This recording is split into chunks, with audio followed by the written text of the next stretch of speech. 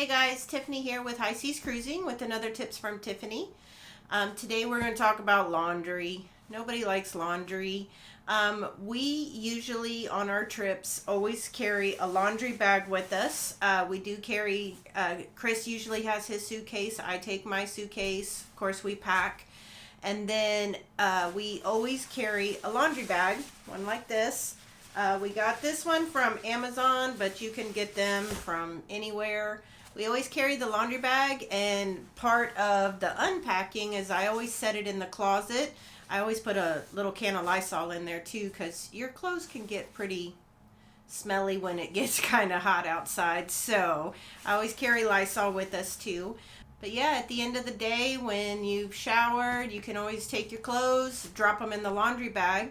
And then on the end of your trip, we move all of the clean clothes into one suitcase, grab the laundry bag, put it in the empty suitcase, and then when you get home, all you have to do is take that laundry bag, go to the washroom, laundry room, and there you go. You've got all your dirty clothes separated, and then you don't have to worry about mixing your clean clothes and your dirty clothes, and you don't even really have to worry about what to do with the dirty clothes when you're done with them at the end of the day.